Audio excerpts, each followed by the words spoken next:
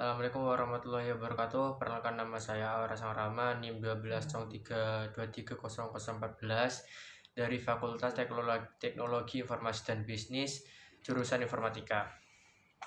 Dari kelas 03.01. Di sini saya akan mempresentasikan perkembangan teknologi transportasi untuk dalam tugas pengantar maritim transportasi logistik. Nah, yang kedua adalah pendahuluan. Pendahuluan adalah transportasi atau pengangkutan adalah perpindahan manusia atau barang di satu tempat ke tempat lainnya dengan menggunakan sebuah kendaraan yang digerakkan oleh manusia ataupun mesin. Nah, di sini kita akan membahas transportasi, ada tiga, yaitu transportasi darat, transportasi laut, dan transportasi udara.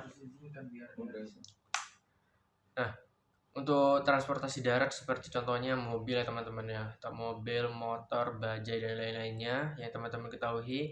Dan yang kedua itu untuk transportasi laut yang sepertinya ya sampan, terus kapal, perahu dan lain-lainnya. Dan yang ketiga itu pastinya balon udara untuk yang masalah udara ya. Transportasi udara itu ada balon udara dan pesawat dan lainnya juga yang teman-teman ketahui. Nah, sebelum itu kita akan bahas fungsi transportasi. Itu ada 4 ya teman-teman ya. Yang pertama, kita memudahkan aktivitas manusia di kehidupan sehari-hari. Yang kedua, melancarkan arus barang atau maupun arus manusia. Dan yang ketiga, menunjang perkembangan pada suatu daerah. Dan yang ketiga adalah menunjang ekonomi dengan jasa angkutan. Seperti itu. Kita lanjut ke manfaat transportasi. Nah, untuk manfaat transportasi itu kita ada 4. Yang pertama ada ekonomi, sosial, kewilayahan, dan politis. Nah, untuk ekonomi sendiri yaitu transportasi supply barang yang lebih mudah dan terjamin sehingga harga barang akan tetap stabil. Dan untuk sosial sendiri itu ada 3 macam. Ada tiga manfaat sendiri. Yang pertama, dapat menjadikan pelayanan untuk masyarakat baik itu perorangan atau per kelompok. Nah, yang kedua itu ada memendahkan jarak antara tempat ataupun daerah. Dan yang ketiga itu ada menyediakan jasa bagi perjalanan. Dan yang keempat ada kewilayahan. Dan kewilayahan sendiri itu dapat memudahkan dalam memenuhi berbagai macam daerah, khususnya daerah yang sedang mengalami pembangunan.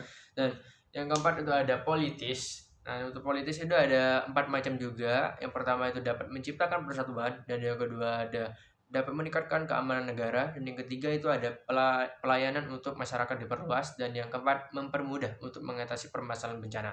Seperti itu. Kita lanjut ke perkembangan transportasi darat. Nah, perkembangan transportasi darat dari yang jadul-jadul sampai yang modern, teman. Kita akan bahas semuanya di sini. Nah, yang pertama kita ada di Indonesia pastinya teman-teman ya. Pastinya di Indonesia yang pertama ada delman pada abad ke-19.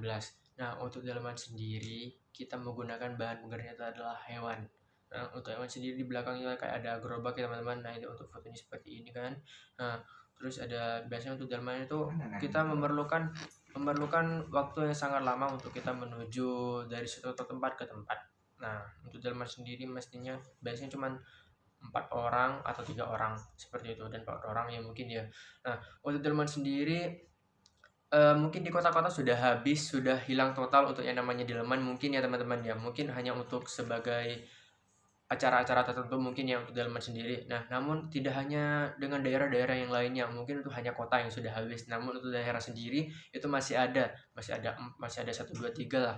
Nah, untuk di daerahku sendiri itu di Madura masih banyak teman-teman ya, untuk masih banyak orang-orang yang masih menggunakan delman untuk sebagai bahan pengendara untuk kita perjalanan kemana, terus kita mengirimkan barang, kita bisa menggunakan delman tersebut. Nah, untuk delman itu minusnya kita memerlukan waktu yang sangat lama seperti itu. Nah, lanjut pada seiring waktu pada tahun 1869 diadakannya tram ya teman-teman ya.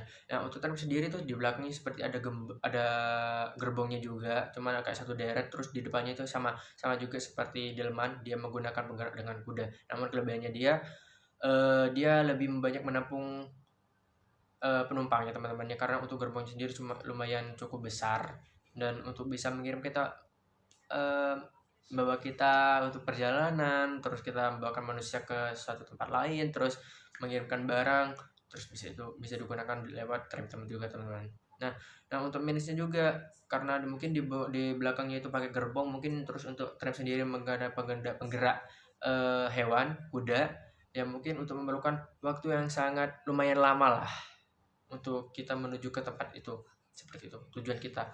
Nah, yang ketiga itu ada tram listrik pada tahun 1901. Nah, untuk sebelumnya kita tram menggunakan hewan ya teman-teman. Nah, untuk tram sendiri untuk memakai listrik teman-teman. Jadi tram itu memakai mesin, memakai listrik. Di atasnya kayak ada kabel, terus kayak ada sambungan, terus kayak ada kereta api, dia seperti kayak gerbong ya teman-teman ya. Nah, namun dia ya sama saja, dia digunakan cukup cukup lama. Dia plusnya itu, kelebihannya dia membawa penumpang yang mungkin bisa sampai 50 orang mungkin ya, seperti itu. Nah, untuk selanjutnya itu seiring waktu diciptakannya pada tahun 1930 sampai 1989 itu diciptakannya becak teman-teman. Nah, untuk becak sendiri itu masih memakai goes teman-teman ya, pakai goes. Nah, itu bisa mencakup 2 orang atau 3 orang, mungkin 4 orang masih anak-anak kecil ya untuk sebagai penumpang. Nah, untuk becak sendiri tidak hanya untuk mengangkut manusia, bisa mengirim barang atau menjemput barang teman-teman. Nah, untuk mungkin untuk becak sama dengan delman ya teman-teman ya. Mungkin di kota-kota sudah habis, masih ada berbagai tempat yang mungkin untuk menggunakan becak ya teman ya, apalagi yang pakai goes. Nah, namun untuk yang sekarang ada yang lebih modern lagi teman-teman. Nah, untuk becak sendiri tuh ada yang lebih pakai mesin teman-teman. Jadi dia di belakangnya kayak ada motor sama pakai bahan gas. Terus di depannya itu kayak ada penumpangnya juga, bisa mencakup 3 orang, sama juga untuk yang normalnya becak sekarang, seperti itu. Nah, pada saat itu ada Bapak Ali Sadikin, dia sebagai Gubernur ke-9 Jakarta. Nah, dia menciptakan pada tahun 1970 dia menciptakan helicak. Yang mungkin sepengetahuan saya mungkin helicak adalah helikopter becak ya teman-teman ya. Dia seperti helikopter, namun seperti becak. Dia biasa menampung 3 orang atau 4 orang juga, mungkin untuk 5 orang lah untuk anak-anak kecil ya teman-teman ya. Seperti itu. Oke, lanjut teman-teman ya. Mungkin tadi barusan ada problem dikit. Kita lanjut ke mobil oplet. Nah, mobil oplet sendiri seperti sama bajai teman-teman ya pada tahun 1960. Namun untuk mobil oplet sendiri tidak beroperasi lama. Namun dia hanya saja sampai 1970 ya mungkin teman-teman. Dikarenakan itu banyak yang bilang karena mobil oplet udah terlalu tua jika kita selalu gunakan sebagai kendaraan. Nah, mobil oplet sendiri seperti bajai teman-teman ya. Nah, untuk mobil oplet sendiri itu hanya seperti di belakangnya ada penumpang, terus kayak seperti pickup seperti biasa. Nah, dia menumpang sebagai seperti 4 orang 5 orangan lah, seperti itu. Nah, itu kita lanjutkan pada 1970 diadakannya BEMO. Untuk BEMO sendiri itu mencakup pada seperti tadi juga pada mobil oplet, namun dia lebih modern juga. Mobil untuk BEMO sendiri itu bisa mencakup lebih dari oplet ya teman-teman ya, bisa mencakup 4 orang 5 orang juga ya teman-teman ya, seperti itu. Kita lanjut pada taksi. Nah, untuk taksi itu lebih modern juga dari kendaraan-kendaraan seperti lainnya. Nah, untuk taksi sendiri bisa mencakup sampai sekarang juga teman-teman, dari 1970 dan masih beroperasi sampai sekarang. Nah, untuk taksi sendiri itu bisa mencakup 3 orang atau 4 orang penumpang, bisa juga tidak hanya manusia, bisa membawa barang-barang lainnya juga. Nah, itu pada tahun seiring waktu pada saat 1971 diciptakannya bajai teman-temannya. Untuk bajai sendiri itu masih beroperasi ya, mungkin di kota-kota yang masih ada kayak cuman 1 2 3 bajai ya, seperti itu. Nah, lebih pada seiring waktunya juga pada sebelum 1971 itu diadakannya juga teman-teman, ada angkot mikrolet yang sepertinya diadakan di pasar-pasar mungkin banyak ya, seperti angkot mikrolet sendiri. Nah, untuk angkot mikrolet sendiri itu masih banyak dia menggunakan mesin juga, menggunakan bensin mestinya. Nah, untuk itu angkot mikrolet dia menampung lebih banyak dari menampung penumpang maupun barang, bisa jadi sampai 6 orang atau 7 orang penumpang teman-teman ya.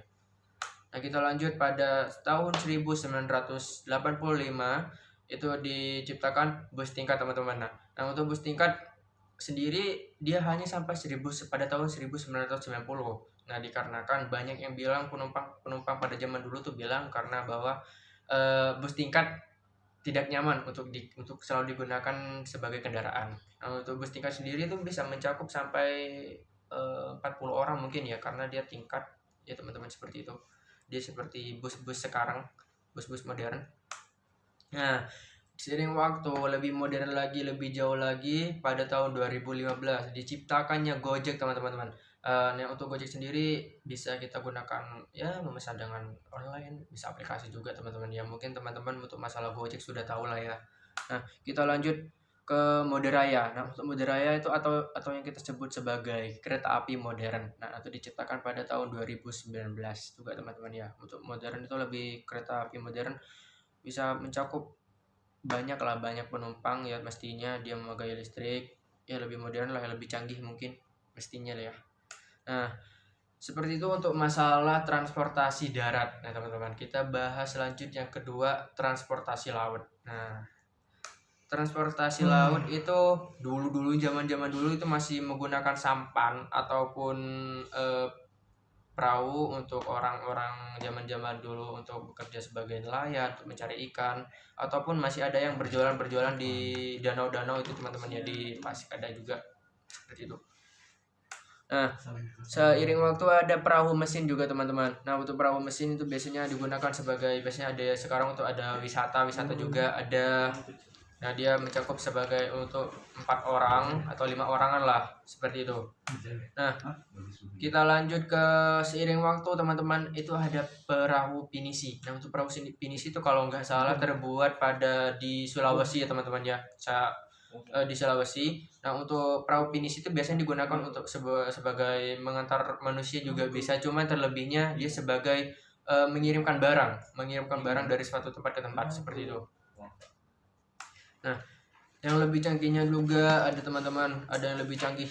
Nah, mungkin sekarang lebih banyak ya untuk penggemar, untuk sebagai cita-cita untuk menjadi pekerja seperti ini adalah kapal pesiar teman-teman ya. Kapal pesiar mungkin bisa tidak hanya dari suatu tempat ke tempat, bisa juga teman-teman, bisa jadi dari dalam negeri ke luar negeri itu teman-teman. Namun minusnya dalam kapal pesiar adalah dia memerlukan waktu yang sangat lama, bisa jadi 1 minggu ataupun ya 1 minggu 2 mingguan lah untuk menuju suatu tempat.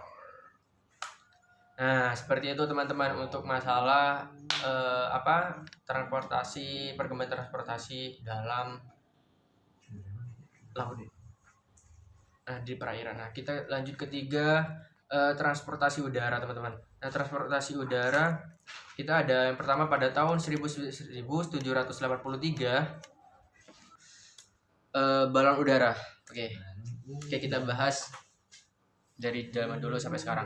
Nah, untuk tahun 1783 diadakannya balon udara teman-temannya. Nah, untuk balon udara itu sayangnya hanya cukup menampung 3 orang saja, ataupun itu hanya barang-barang sedikit teman-teman ya. Karena untuk balon udara itu memerlukan keringanan yang mestinya. Nah, untuk balon udara itu sangat seperti kapal juga, dia memerlukan waktu yang sangat lama mungkin ya, dikarenakan dia di udara teman-teman, dia hanya bisa melayang mencari angin juga. Nah, hanya itu teman-teman. Nah, itu diadakannya juga pesawat terbang yang di zaman sekarang juga, dikarenakan pesawat terbang sekarang lebih modern jauh sekali lebih modern dari transportasi lainnya. Karena untuk pesawat sendiri banyak yang bilang adalah kendaraan yang paling aman lah, dan untuk kelebihannya pesawat dia hanya memerlukan waktu yang sangat sekejap saja untuk kita pergi ke mana-mana, seperti itu. Ya, itu untuk presentasi saya untuk masalah perkembangan teknologi transportasi.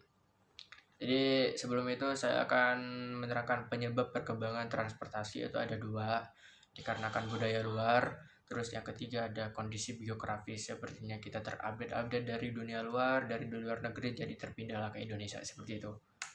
Ya, saya ucapkan mungkin itu saja ya teman-teman yang mungkin bisa saya bahas. Mungkin untuk itu saya ucapkan banyak-banyak terima kasih kepada teman-teman semuanya dan ibu dosen yang sedang menonton. Saya ucapkan terima kasih. Mohon maaf apabila ada kata ataupun keterangan yang masih belum lengkap. Saya mau mengucapkan mohon maaf sebesar-besarnya. Sekali lagi terima kasih. Assalamualaikum warahmatullahi wabarakatuh. Waalaikumsalam.